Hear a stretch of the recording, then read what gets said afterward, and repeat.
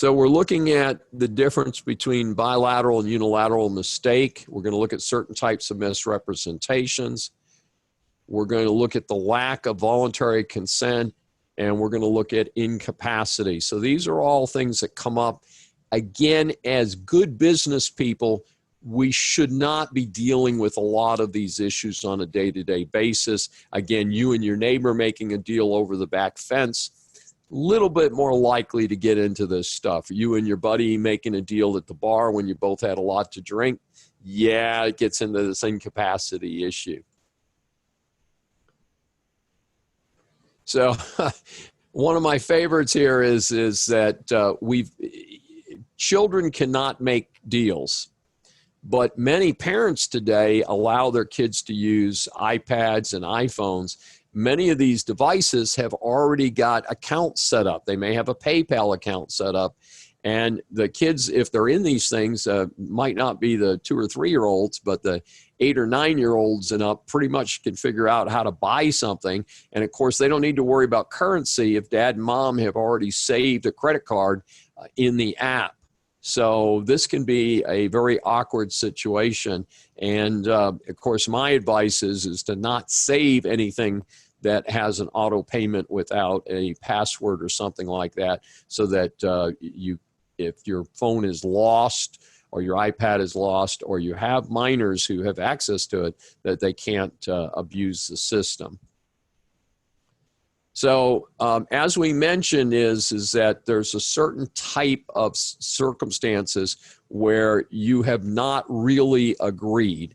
And these are undue influence, duress, and adhesion contracts. Adhesion contracts are pretty straightforward.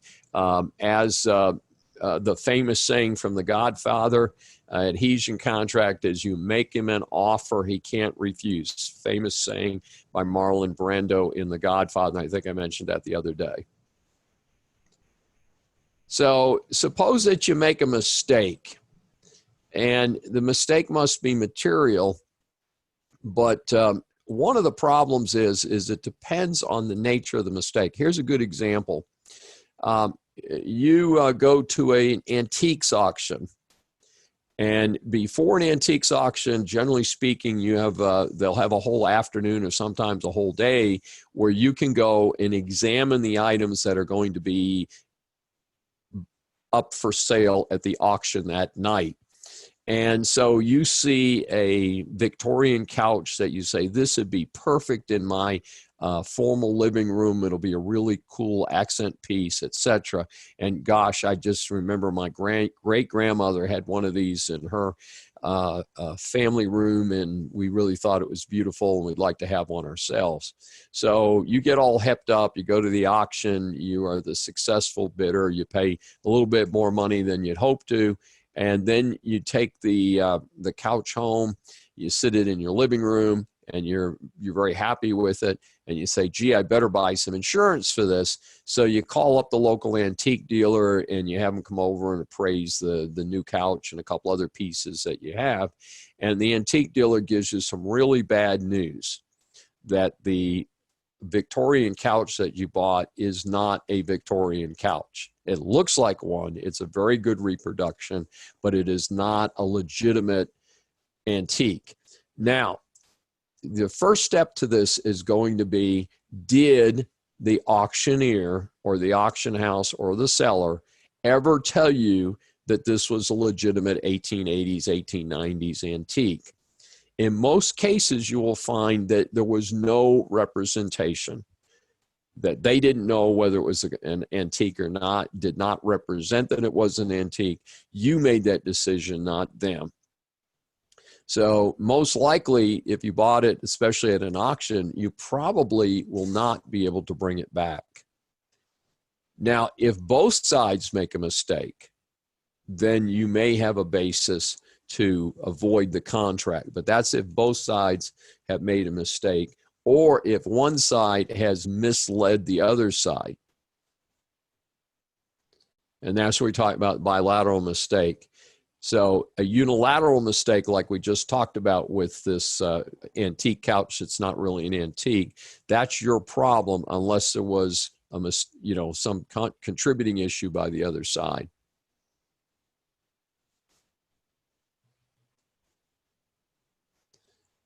So again, what we want you to do is to come away from this course as we proceed through it with a good possession of the terms and concepts that involve business law. And so first step is misrepresentation, intentional fraud. So that it fits the example we used a few minutes ago. If the auctioneer knew it was an antique, it was not an antique couch, but a good reproduction, and held it out to be an antique, that would be a basis to undo your deal. If there's a lack of due care, if somebody does something and they should have told you about it, then you may be able to recover damages. On the other hand, it's completely unintentional. The auctioneer makes no representation regarding whether this is a true antique or not, then there's very unlikely to be a recovery of damages or ability to rescind the deal. So when somebody's doing fraud, this is an important slide. This is slide S10 from chapter 16, and I do recommend this as the understanding the elements of fraud. We hear about fraud all the time, but it's important to understand that it's not as simple a matter as just saying, yeah, you defrauded me. First of all, the party making the misrepresentation has to know that it's false. Second, the person has to represent to you these false material facts. Material means that it makes a difference in the deal. You wouldn't have done the deal but for the fact that you thought the thing was legitimate and it wasn't. That you were not a total idiot, that you relied on the representation of the seller to some regard. And you suffered damages. In our hypothetical example, you paid $2,000 for what you thought was a real antique couch, and it was worth about $300. So there would be the $1,700 of damage between what you paid and what you got. Again, it depends a lot on how the auctioneer represented it in our hypothetical case.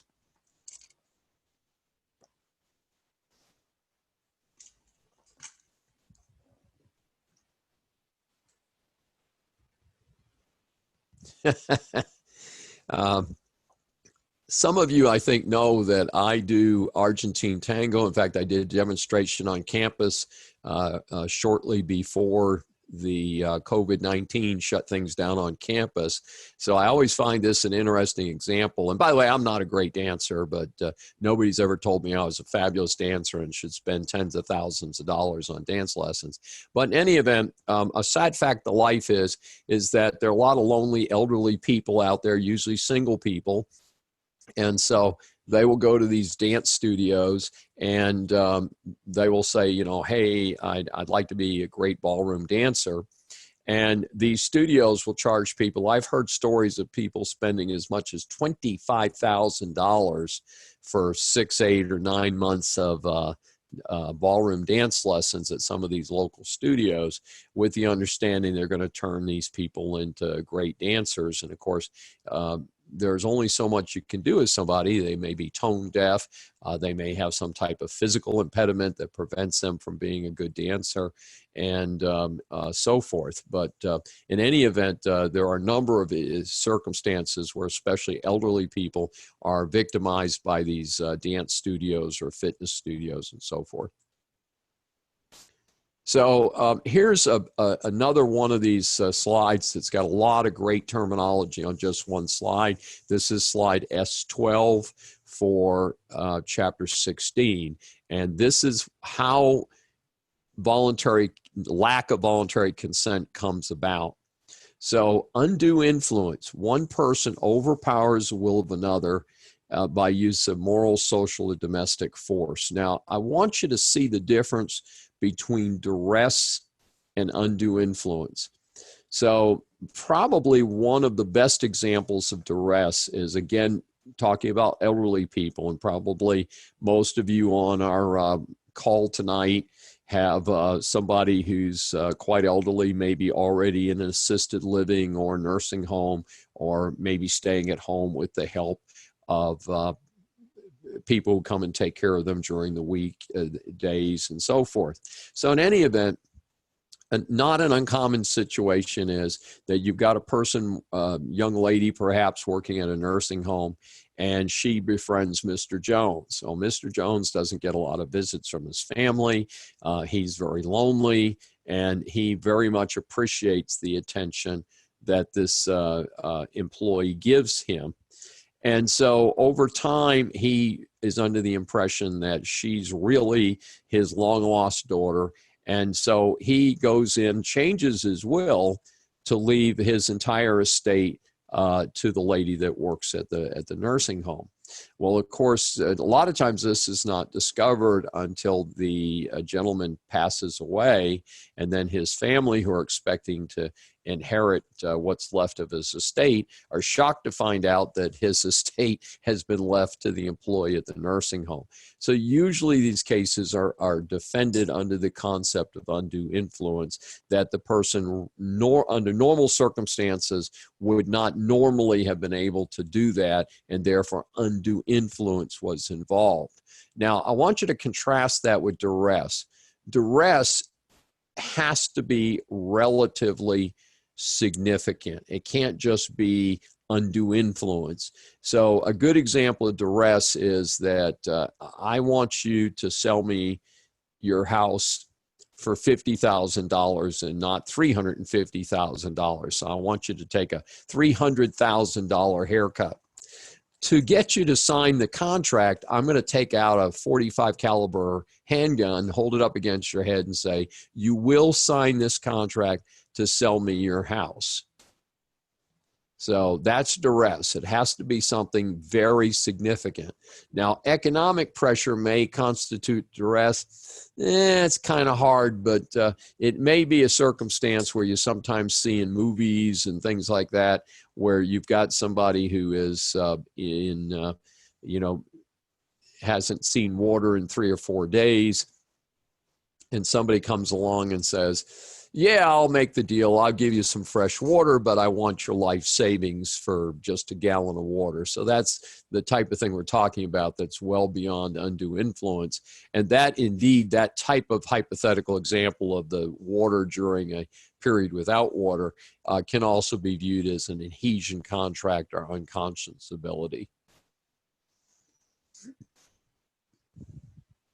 Now, we touched on incapacity earlier in the course already. I want to go over it again, is keep in mind that you cannot enforce a contract against a minor. We actually touched on this when we talked about Chapter 13. Someone who's mentally incompetent cannot make a deal. Let's look at that a little bit more carefully, though. Is somebody who's just a little kooky, maybe is bipolar disorder, and is taking medicine for it and appears completely fine, that particular individual may not get off on a mental incompetency claim. But again, if you have somebody who's already been institutionalized in a facility, or you have someone who has been declared incompetent, then you cannot do business with that person. And so that's a very important concept. I talked earlier tonight about intoxicated people, drug addicts, intoxicated people, pretty much in the same boat. Again, the court is going to look at how intoxicated the person was, how under the influence of drugs that they were.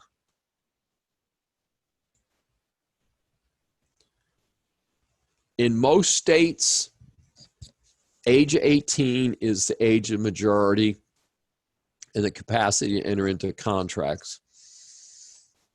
We used an example on Monday night of buying the pickup truck and how the minor has the right to enforce the contract against the used car lot, but cannot have the contract forced against them. So we, again, talked about that example on Monday night. And that documented this third bullet here, that the minor is the one who can void the contract. The adult cannot. So in a purely executory contract, the minor can simply tell the adult, hey, I want out of the deal. But if there's some consideration involved, the consideration must be returned. But you can't have both hands. You can't disaffirm the contract and keep the benefit. And so keep in mind, if the minor gets to be over 18, they have only a limited time after they turn 18 to avoid the contract that they signed as a minor. And you may recall, I think I used the hypothetical on Monday night of the Justin Bieber example. I used it a couple times. And indeed, he was a successful performer prior to turning 18. And again, an earlier generation, Britney Spears was a lot of times the example that we used. Now, related to the voidable issue is ratification. And that is, if you're, and probably the easiest way to talk about this is you're laid down drunk and you made a deal, the deal's probably not enforceable. But when you sober up and you look at the deal and you say, yes, I'm now sober, yes, I do agree to the deal, that's called ratification. You accepted the deal. This follows the example that we used on Monday night regarding Justin Bieber. He goes into a hotel. He's touring with his band. He's under 18. He makes a deal for, 4 rooms plus lots of room service and all that, moves out and says, hey, you can't do this to me. I'm under 18. However, because the hotel provided necessaries, provided a safe place for him to stay, and provided room service, which is food, the court may not award the $20,000 bill from the hotel, but they might award a $5,000 or $6,000 ruling to say you got overnight clean, safe accommodations and you got food that you ate. So these are necessaries. So they're an exception to the rule that prevents you from enforcing contracts against the minors.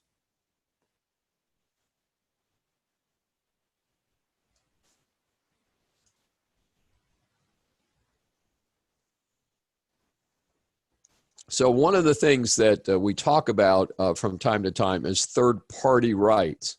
So you have a situation where a minor puts something in play and then they want to avoid the deal.